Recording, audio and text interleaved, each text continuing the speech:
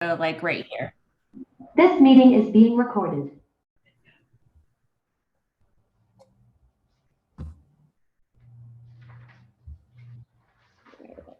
Live on Facebook.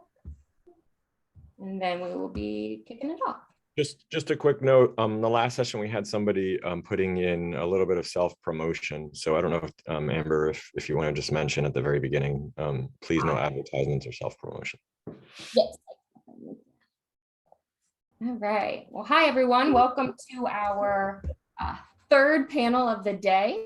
We've kind of been looking at this pipeline of entrepreneurship education. We started with higher ed. We went to community colleges, and we are here with our friends today at EntreEd, the Consortium for Entrepreneurship Education, to talk about what this looks like in K-12 and why it is just vital that we integrate K-12 entrepreneurship into this pipeline. So my name is Amber Ravenscroft. I help work with National Entrepreneurship Week as a co-chair, along with my co-chair, Joe Kapp. And we have a quick intro video on the annual initiative, and then I will throw it over to EntreEd to get us started. National Entrepreneurship Week. My name is Joe Kapp. And I'm Amber Ravenscroft. 5 years ago, we relaunched National Entrepreneurship Week, a congressionally chartered annual event to support and uplift America's new business startups. Originally founded in 2006, National Entrepreneurship Week takes place every year during the third week of February. All across the United States, from Maui to Miami to Maine and everywhere in between, America's entrepreneurial ecosystem is vibrant and thriving. National Entrepreneurship Week celebrates the unmatched, innovative American spirit that has brought to life amazing products and services and includes a beautiful tapestry of diverse entrepreneurs. During the week, you'll hear from a host of United States federal agencies as they share information on their entrepreneurship and small business programs. You'll also hear from a nationwide network of partners, including entrepreneurial educators, ecosystem builders, and most importantly, entrepreneurs from all walks of life as they participate in the excitement of National Entrepreneurship Week. Join in celebrating National Entrepreneurship Week by organizing an event in your local community, listening in on one of our national webinars, or participating in our annual social media campaign. There has never been a better time to start a new business, and we challenge you to unleash your ideas into action during National Entrepreneurship Week. National Entrepreneurship Week is made possible by contributions from an array of generous partners. Views and opinions expressed in National Entrepreneurship Week programs are those of the speaker and do not necessarily reflect the official policy or position of National Entrepreneurship Week, its agents, or any U.S. government agency. Any agency's participation or support is not an endorsement of any product, service, or entity. All liability with respect to any recommendations are hereby expressly disclaimed. Perfect. So thank you. Welcome again. I want to quickly recognize the Consortium for Entrepreneurship Education. They were vital in making this annual initiative possible back in 2006 as an act of Congress.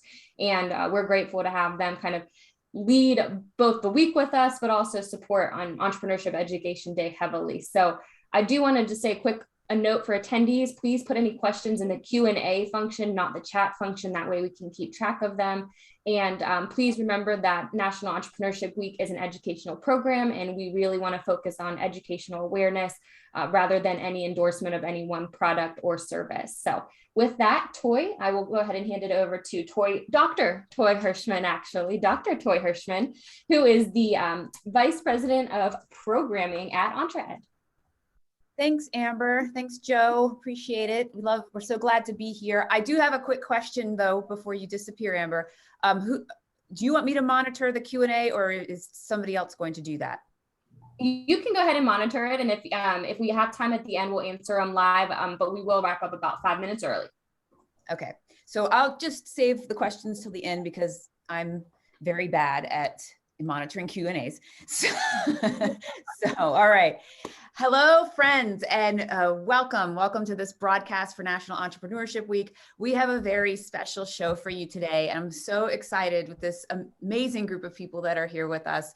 I again am Dr. Toy Hirschman, VP of Programming for EntreEd, and I'm also here with my pal and CEO of EntreEd, Dr. Jean Colson.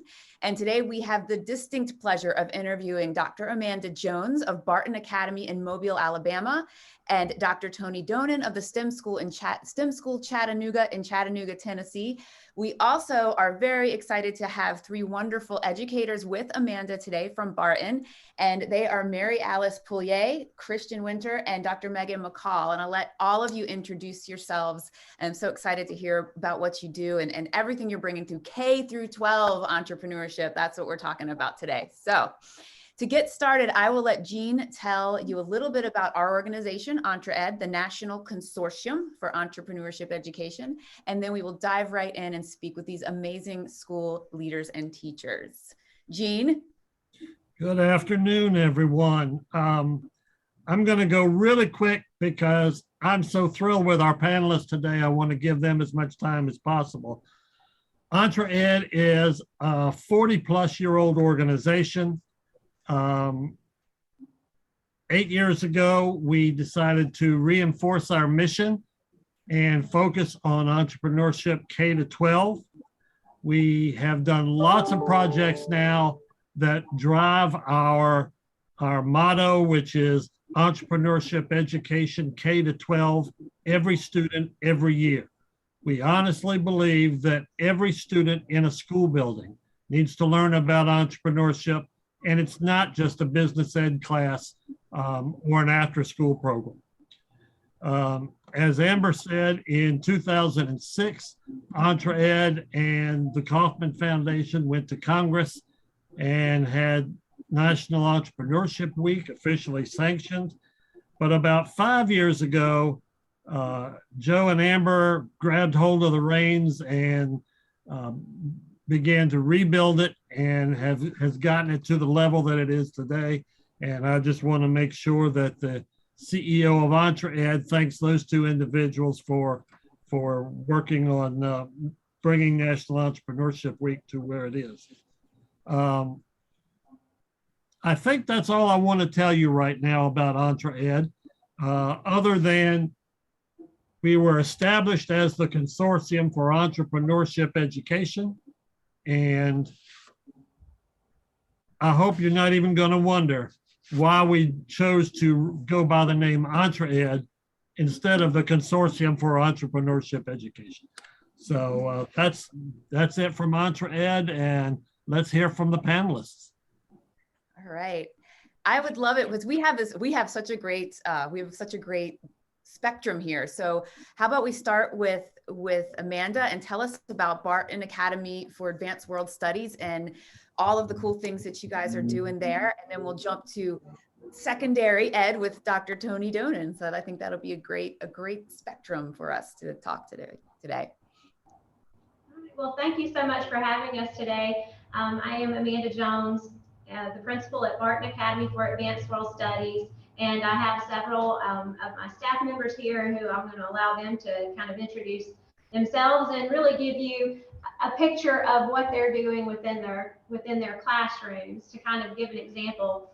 So just to give a quick history lesson first, Barton Academy, we actually just reopened as a school in August. And so one thing that I want everyone to realize is that, incorporating entrepreneurship isn't something that, it's something that we can do and we can grow and build on even in our very first year. And so I don't want anyone to be overwhelmed by the thought of how do we do this. But Barton Academy was Alabama's first public school, and it was originally built in 1835 and finished in 1836. And it operated as a school until 1965.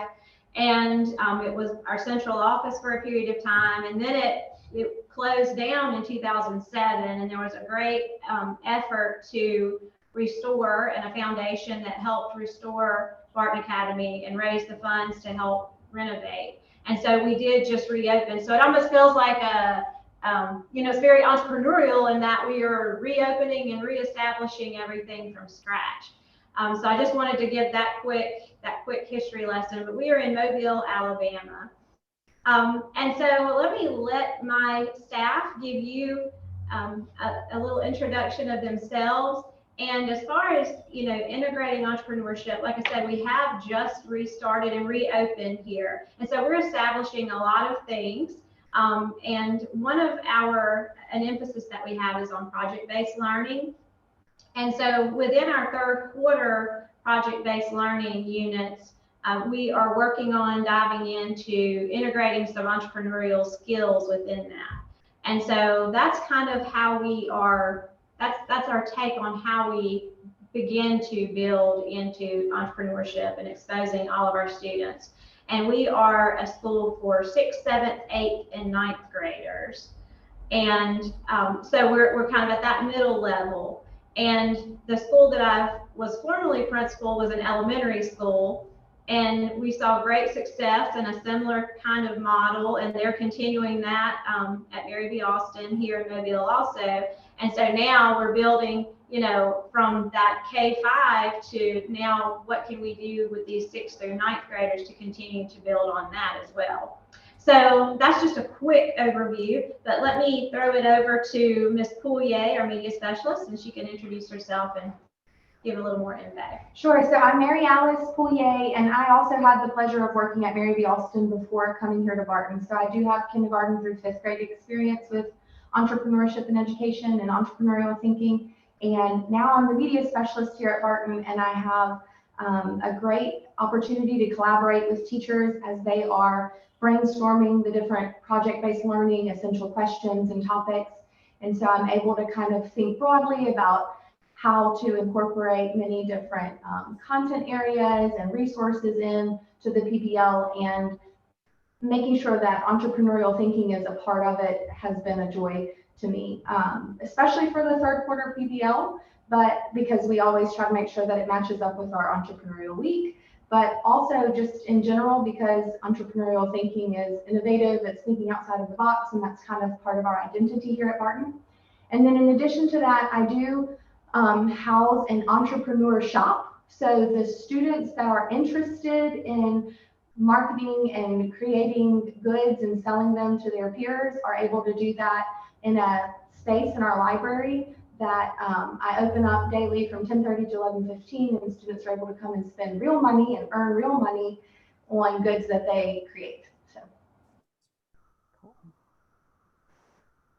Start? Okay. So I'm Christian Windsor, and I teach 6th grade science here. I also had the pleasure of working at Mary B. Austin and learning all about entrepreneurship there with Dr. Jones. And so I've have more experience in the elementary setting as far as that goes, but which was a challenge, but we learned a lot about how to make young minds, think outside of the box and think about, ways to solve problems. And so it's been really fun to, try to change the way I think into thinking a little bit higher with these 6th graders. And so our PBL this quarter is that the students were working on coming up with a solution to a problem. If they were to explore Mars, what is a problem that they could investigate and find a solution for, and they're going to create a prototype for that using Tinkercad and going through the design process, which has been really fun. So we're all kind of working together as a team and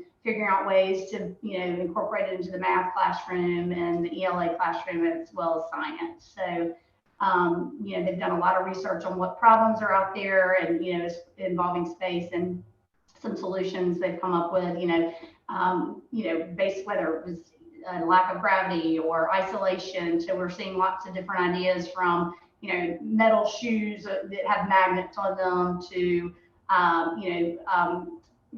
gummy bears that might have a, something inside of them that might help with headaches for the, isolation and things like that. So they've really had some really great ideas, and I'm looking forward to, seeing how they finish this up and go through the whole design process, and then they're going to present it and really work hard to show their product when they're finished. So it's been a great experience so far. So yeah, and I'm Megan McCall, and this is my first time working with entrepreneurial skills, and I absolutely love it. I've been teaching science for 20 years and have done a lot of work with STEAM and STEM and helping students learn how to problem solve. And I'm actually coming from the other end of the spectrum. I've predominantly been a high school educator, and so teaching the 6th and 7th graders has been stretching and a learning event for me as well, but that's what I'm a lifelong learner, and I've really been excited by Dr. Jones to be able to incorporate this learning. And with the 6th grade this morning, we actually kicked off the week for the 6th graders by having a guest speaker from NASA, and she helped create the rack system in the International Space Station that is used by all the scientists of all the nations that are on the International Space Station. And so she helped organize the team that came up with that system so they can just put the experiments onto the International Space Station and remove them. So that was our kickoff this morning to the week. And so it was a really fun thing. And I'll share some of our other science and other 7th and 9th grade science work that we've done with our PBLs. We had a great second quarter PBL that we really collaborated. It's shown me how much we can really go across the curriculum and really get all the teachers to work together. I think that's been one of the most phenomenal things. So it's been exciting to me. Awesome. Wonderful. Well, Tony, would you mind introducing yourself and tell us all about STEM School Chattanooga? All right. Well, hello. I don't know if I can do as great a job as those 4 ladies just did. It sounds like an amazing school over there. So STEM School Chattanooga, we began in 2012. What we call a platform school here in our state of Tennessee. Platform school is not only about bringing practices in, but what can you do to push practices out? So our focus was innovation. And what can we do to redesign a high school experience? You can see in the little picture behind me, that's a picture of something new that we just added to our school called the Global Center for Digital Innovation. I'll talk a little bit more about that later. It'll probably come up. It's a center that connects entrepreneurship with digital fabrication and manufacturing, sort of encompassing all the ways that kids can connect into the entrepreneurship, starting a business world. But our school just basically, we started by saying what's important. We went to higher ed, we went to business industry, and we asked, and we sort of had a similar experience to what Tony Wagner had at Harvard University, which was when you ask folks what they want from graduates, they don't talk about content, they talk about process. So what ended up elevating for us is process skills, for us, critical thinking, innovation, and collaboration.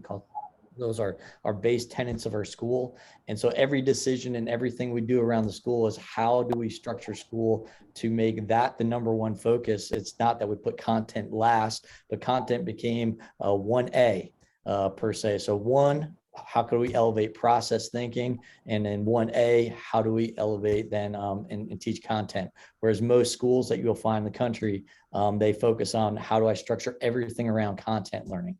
So what ended up happening was as you build a school around process thinking, it really transforms the way you look and feel about school and education and things from school rules. Well, if your process thinking is important, the rules at our school are actually made and created by students. In terms of how do kids schedule themselves, all sorts of how do we run projects? What are practices, instructional practices that put kids at the forefront of doing critical thinking, innovate, and collaborate, right? So it really flips the paradigm of even what school looks like, what a classroom looks like.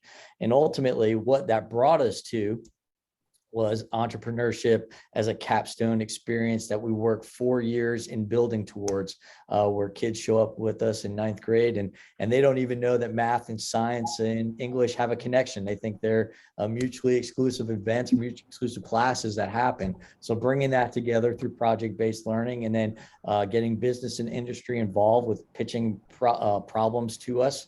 To eventually we have choice problems that are around grand challenges in STEM, to eventually by the time they hit their junior year, they begin going, stop telling us the problems we want to solve. We want to become a problem identifiers ourselves.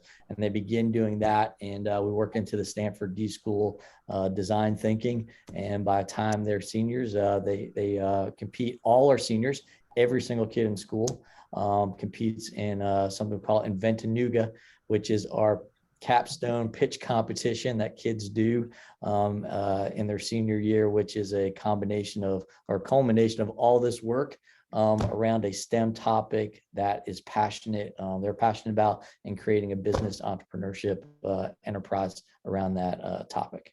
So yeah, that's my quick, that's the best I can do. That's as quick as I can go. We need our kids to go to you now. That's There you right. go, there you go. Very good. That's awesome. Yeah. It's hard listening to all these amazing stories of great schools like both of yours, because it makes me go like, why don't I have more of that where I live? to have that culture of entrepreneurship and you guys mentioned, Barton Academy mentioned too, this teamwork idea where, you know, it's not just, and Tony too, it's not just a one-off class, which Jean and I talk about all the time. It's a school culture of entrepreneurship. And I wonder if you have anything that you could add about how you've established that culture at your schools. All right, well, I'll jump in and just say, so going back to originally a little bit what I talked about, that idea of elevating process thinking, right? The idea of saying that critical thinking, innovation, collaboration, those what somebody might term as soft skills, that those are the skills that people are looking for. Right? The content's always changing. The businesses and industry, even higher ed, they're not necessarily looking for people that are content regurgitators. They're looking for people that can learn, unlearn, relearn new material. Coding languages change all the time, right? So this idea of being this forward thinker, right, and learning, I've got more information than I can ever learn on this device, but how do I access, my phone to be able to learn new information?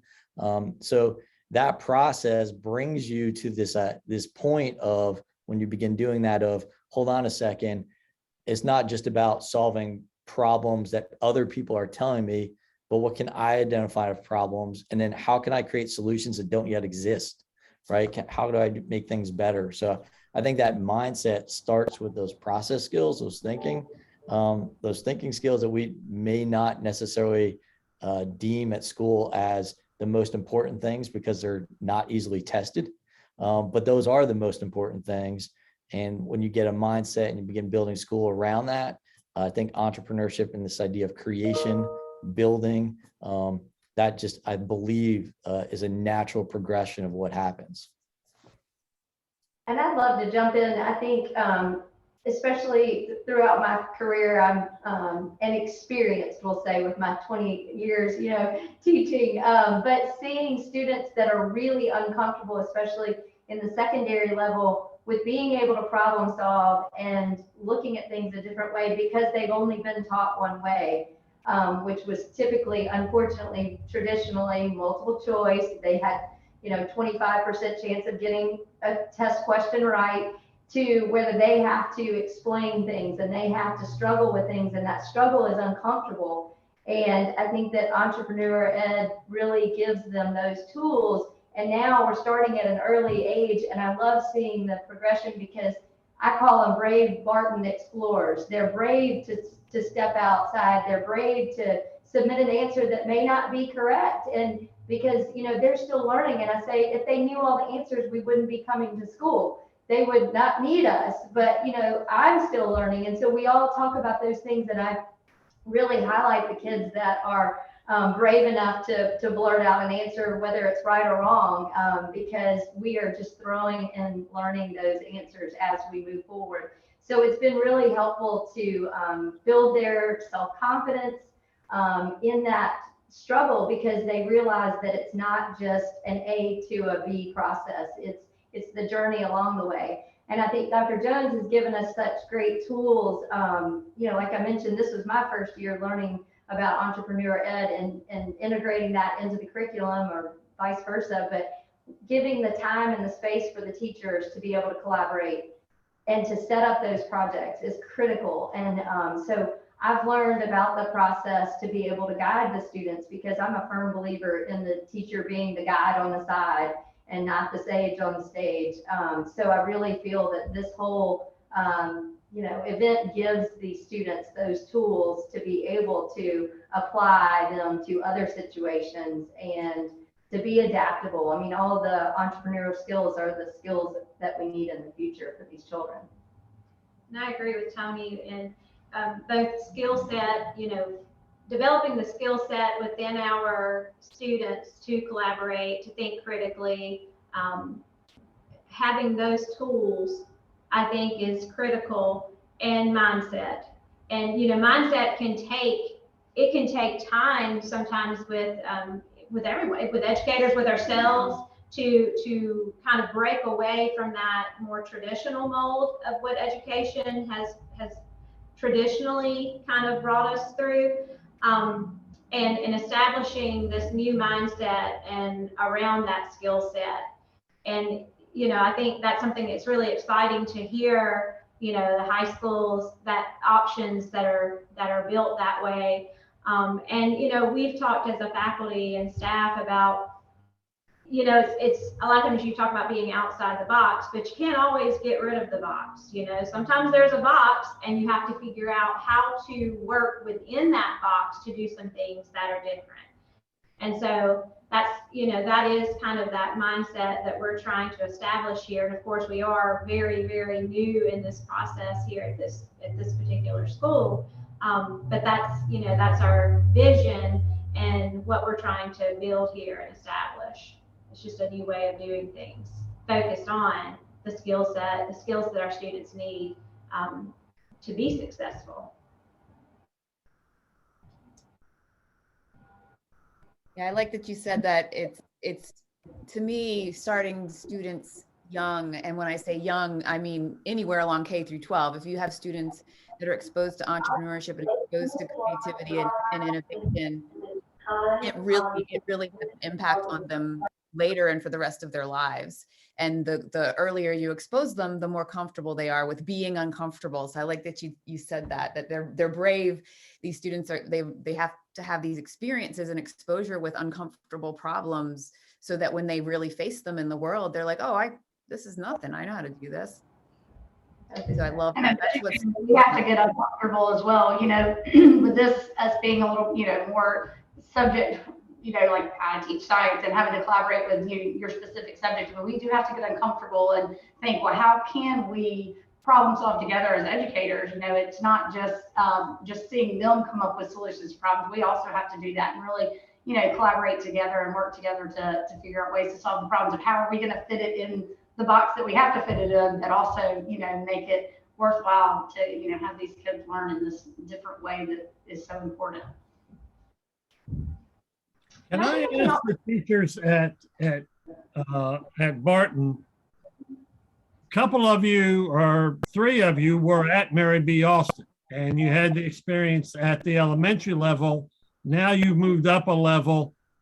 Do you have any former Mary B. Austin students in your building now? And do you see the effects of them having had entrepreneurship since their earliest grades? Yes, it's great. We have several kids that are here from Austin, that have that mindset already. And so you can see, there are a lot of the leaders in these processes when they get in their groups, and, they're encouraging their, some of the kids that might, not have thought this way before. And yeah, it's really neat to see how they have matured now too, into thinking into different problems that are even bigger. So yeah, it's been awesome to see that for sure.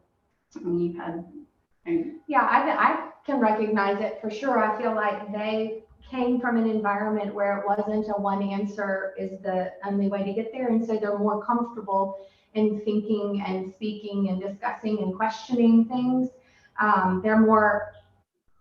They actively participate in their learning a little bit more easily without as much coaching.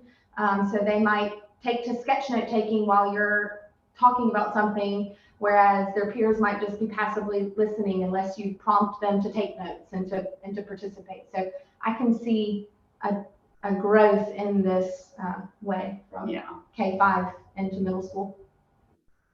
As we talk to school systems, particularly the superintendents, we try to make sure they understand the value of having entrepreneurship in an elementary and in their middle and in their high schools. And so students get the whole K-12 experience. So I'm just so glad to hear you say that when you get students that have had it at the elementary level, that you can see a difference in them at the middle level. That's just thrilling to us. Tony, Yeah, you have a group of kids that start in your building and start with an entrepreneurial mindset and activity, and then have to perform 3 years later. Is that a growth process that comes easy to these kids? Yeah, so no, right? We get kids from all over our area. We do what's called a two-tiered lottery system in here. There's no entrance requirements. So we get kids from all different neighborhoods. It's cross-section, very diverse makeup in Chattanooga. So, you know, I get kids in that have been successful in school, kids that come here that haven't, they really struggled all the way through middle school, elementary school. So we're bringing them all together, and they're all used to like sit and get education, right? They're all used to like, the expectation is to regurgitate information. So it starts early in ninth grade. We got to break that habit. So even when I was talking about those processes, you wouldn't go to a high school and say, what's my kid going to learn in math? And then the high school say, well, they're going to learn math in ninth grade. They'll learn math in 10th grade. They'll learn math in 11th. You would want some more detail. So, you know, in content, we do that all the time. We say, hey, you're going to do algebra 1 and geometry, then algebra 2, whatever the pattern is. So here we even do that with the processes that it takes to be an entrepreneur. So like collaboration. So in ninth grade, we focus on diversity. And it's about what skills do you bring to the table that you have and the diversity of your partners. So we every kid gets sorted into a house like Harry Potter houses using the Myers-Briggs temperament. So you learn about, you know, what are your natural inclinations? What are things that, how do you interact with folks, introvert, extrovert? So you learn all about yourself. And then 10th grade, we talk about accountability and collaboration. How do you hold teammates accountable? How do you build contracts within your team? To 11th grade, managing time. You got a 6-week project. It's not about waiting until last week. All the way to 12th grade, it's about networking and collaboration. So how do you actually find experts beyond the walls of the school to make whatever you're working on have powerful information and research? So it's you got to also think about it in terms of how do you build that over that time, because it's not going to happen like the other school was talking about. It's not going to happen when they walk in the door. Right. And so it's a 4-year process, really. And then how do you build that each year? What are the stepping stones so that when you say, I got good collaborators, the kids really have gone through phases of collaboration and skills. So they really are expert collaborators by the time they finish through those process of your school. Wow. I have a question for both of you. Both of you very strong connections to your communities. And Tony, you mentioned actually working with businesses and industry. And I'm just wondering if you could share a little bit more about how you do that, because that's a very difficult thing for schools to do, to really reach out to the community and get that support. And so I'm interested to hear how you've gone about doing that. And then how does that inform what you do in your school? So I can talk a little bit. For us, when we began, it was very important for us to see how can we make what the kids are doing beyond the walls of this school, right? How can we not only impact our community, but have our community partner with us? And it became early on very apparent, community and business partners all around, whether it's higher ed or the business down the road, they have been asked to be guest speakers and or asked for money from schools. And they like guest speaking, but honestly, it's an ineffective practice at schools. And then because you have a couple kids interested, but not all of them, and they don't want to give you money, right? That's not why, but you ask them to partner with you to do projects. Hey, can you help us build a project that's meaningful to your business or industry that we can make meaningful for our kids in terms of them applying content that we're learning? And we've had, to this date, when we started doing that, we cold call people, email people. At this point at my school, I have business and community partners contact us. We have to turn people away to create projects for kids. Because they have a sense of ownership and participation in creating projects with schools. And that's really what we found to be the entry point And as you can imagine, when your entry point is making projects that they participate in, they do a kickoff, they might act as Simon Cowell at the end of it during the presentations, whatever it may be. That also turns into later on monetary donations, things to help your school move forward. So our way has always been from the get-go, would you like to partner with us to create a project that would be meaningful to your industry and the kids? And honestly, we have when we started out, about 99% of the people are like, yeah, that's what I want to do. And now, like I said, we got to turn people away. Wow. I think it has to be a little bit of a two-way street where you're recognizing who might be beneficial or what might be beneficial to your students, but then also them, when you're working and talking with these partners, how's it helpful to them too to have this partnership? And we've been very fortunate because especially, well, here at Barton, we were very fortunate in that our location is right in downtown Mobile. And so we have a lot of businesses, just in a very strong entrepreneurial community in our area. And so that has just been able to lend itself to us having a lot of people come in to work with our students. But we're also able to have our students walk places. They can walk on these field trips and go into places. One really good example of something that's exciting that we're doing this quarter is our 8th grade students are walking to our history museum in Mobile. They have a lot of artifacts from Barton Academy. And so they're actually going to curate an exhibit, a Barton exhibit, using the History Museum's artifacts. They're going to bring them here to Barton and go through the entire process of curating an exhibit here at our school. So that's one, we've been fortunate to have a bunch of different businesses and community members that we've been able to work with. But that's one just this quarter that kind of stands out that I'm really excited about for our students. Do y'all have any? I know that we're in middle school now, but just hearkening back to the elementary days, it's not unlike the first grade PBL where they had to learn about earning money or spending it and saving it or donating it. And so they earned money by doing chores around their home to pay for their walking field trip where they would go to businesses in the community, purchase something from there, go to the bank, learn about spending or saving money, and they donated a little bit. And so it doesn't have to be a certain age that participates in this. It can be even the youngest learners, and investing in the community and trying to figure out a way to walk and be present in your community is, I think, a great way to make entrepreneurial education successful. Also, I'm involved in a Interact Club, which is a service club. So I think, and I don't even think the kids even realize that they are, using this entrepreneurship skill as, they are working to create service opportunities that we can give back to our community as well. So we've got some really good, just amazing students that are just dying to come up with ideas of things that we can do as our service club to give back to others.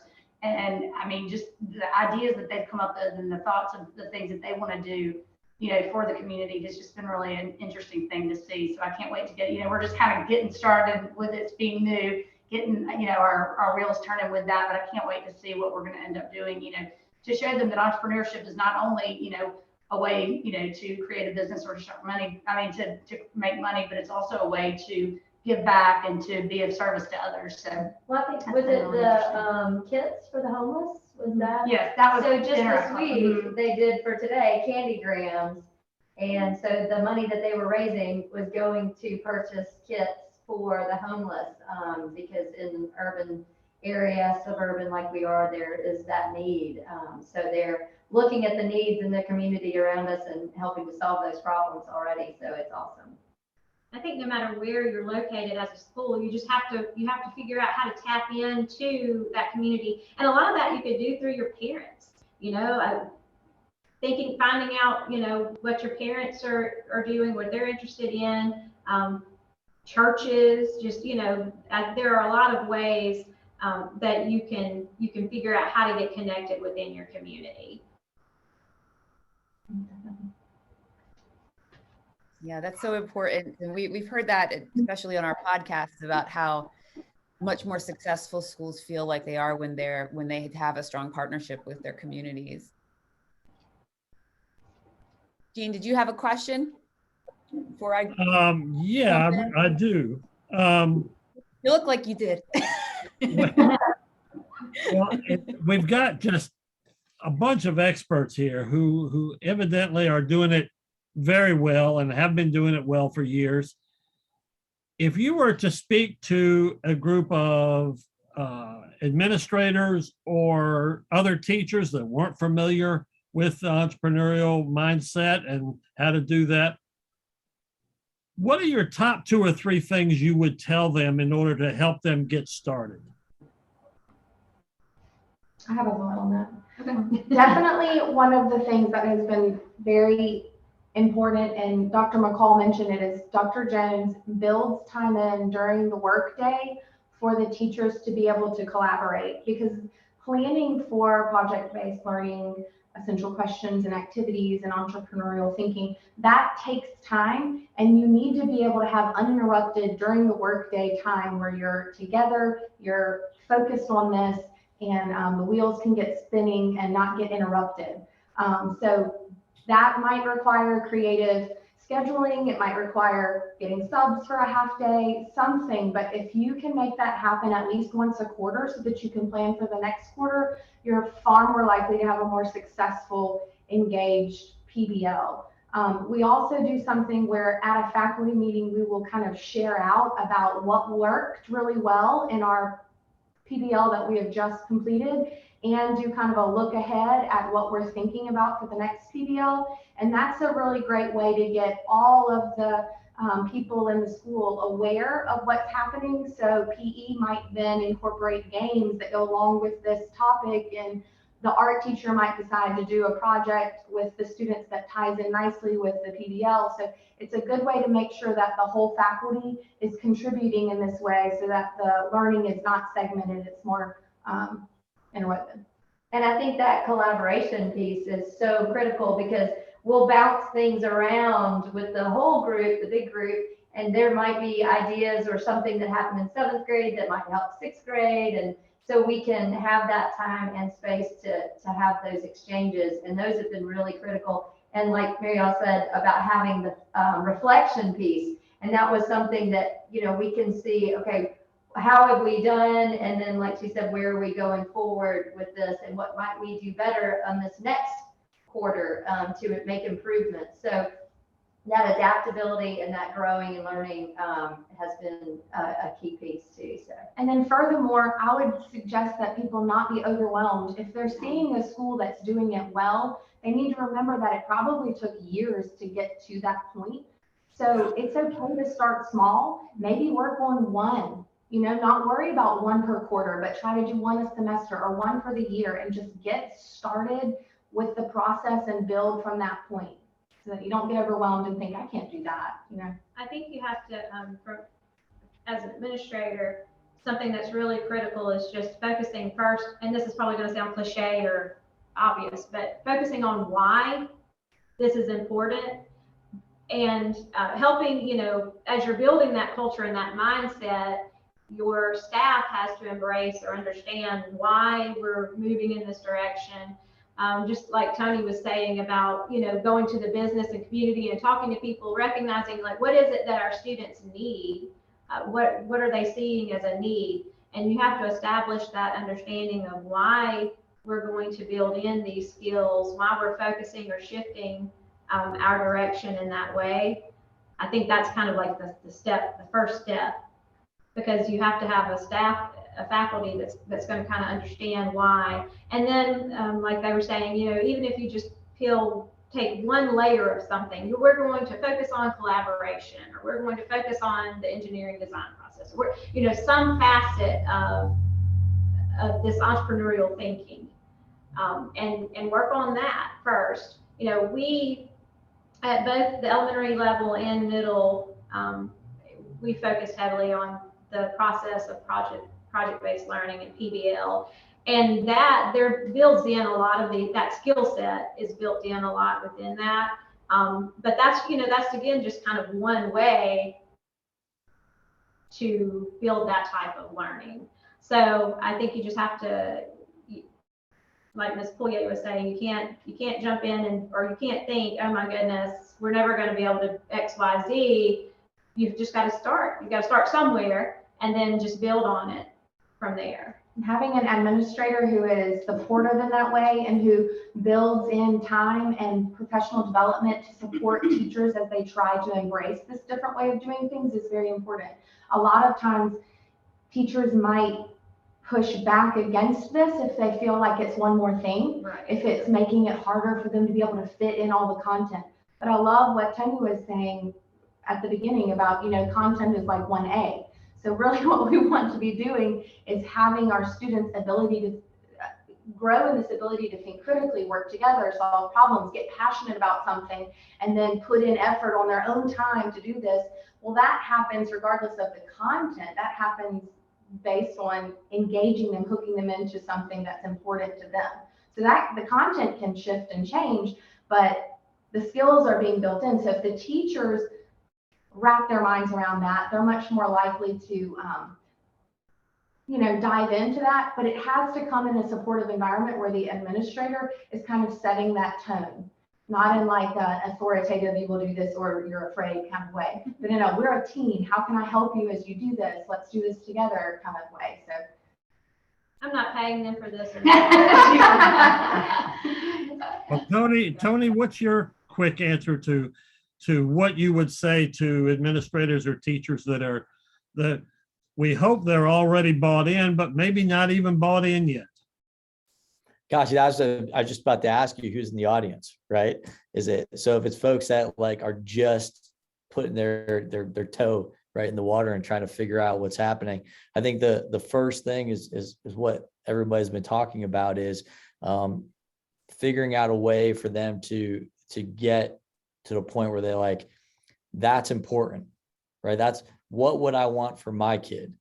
Do I want my kid to be able to regurgitate content, or do I want my kid to be able to go anywhere and do anything and learn new material and adapt and adjust and persevere and do those items? And so it's getting, if you want that, right? If you go ask anybody, like we do this little Post-it note activity, I've done it hundreds of times, business industry, higher ed, elementary, I've done it with kindergarten teachers.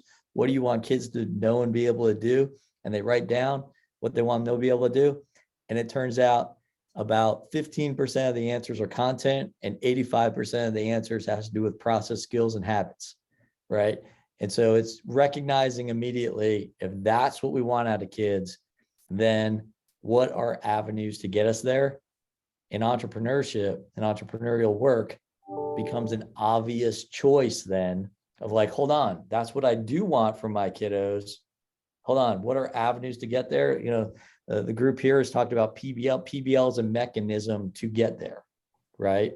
It's a instructional practice that embeds these ideas. So I think to me, it's getting across that this is the why. And if you buy into this why, now here's a how. Now I can give you a how and how to reach there. That's awesome. So we're coming up on our time where Amber will cut us off. So this has been so wonderful. I wonder if y'all could share any last parting thoughts that you might have that might help somebody, and also share how can folks learn more about your schools and what you're doing.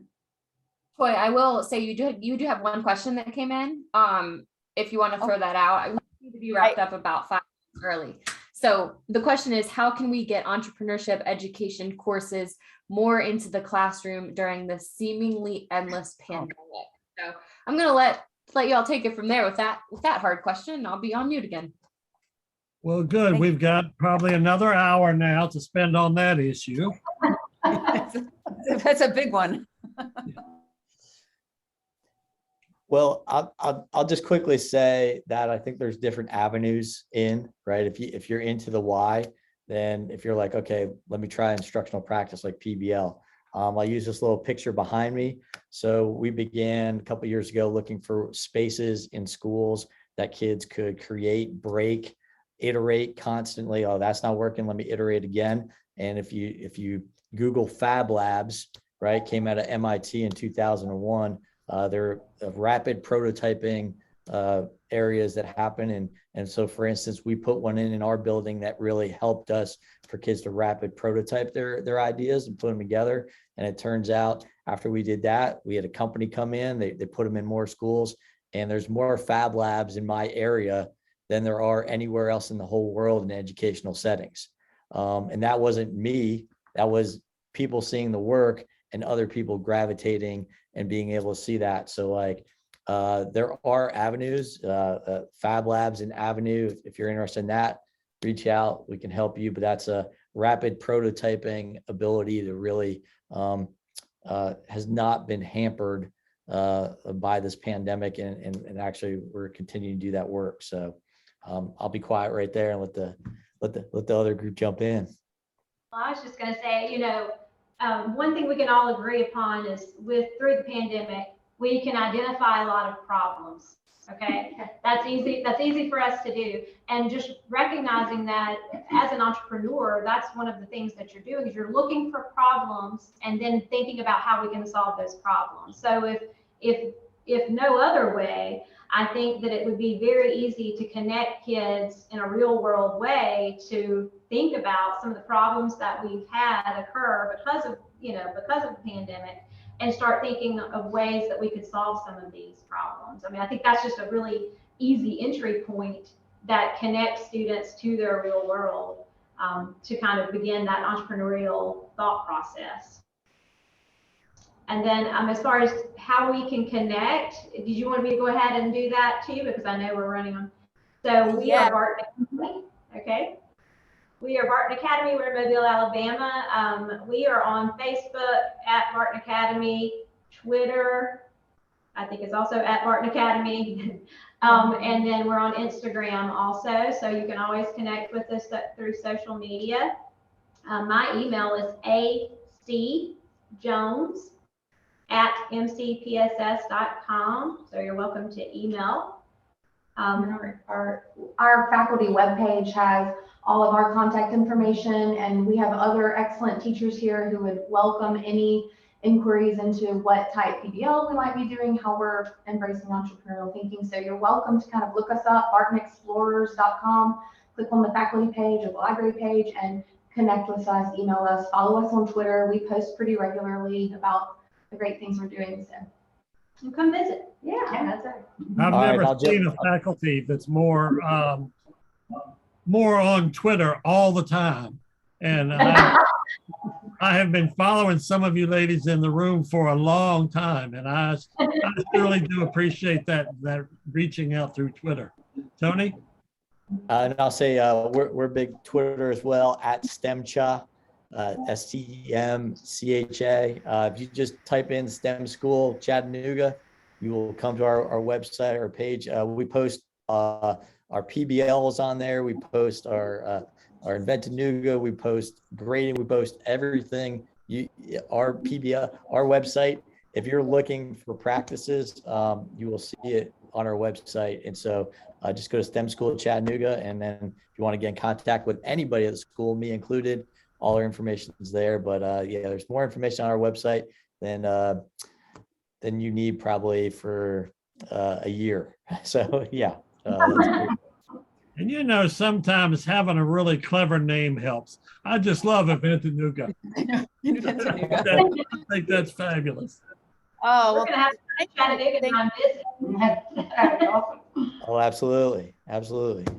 Well, I want to thank you all so much for being here. This has been so much fun, and the hour just evaporated. So I know Amber's going to take it away from me, but I just am very grateful that y'all have been able to join Jean and I, and we're so excited to see what happens with the future of your schools. Thank you. Thank you for having us. Thank you. Yeah, thank you. And I'm muted. Thanks, everyone. This has just been an incredible third panel. You know, I'm #1 advocate of K-12 being included in those pipelines. I think it's essential, and you've given really tangible examples of how to make that possible.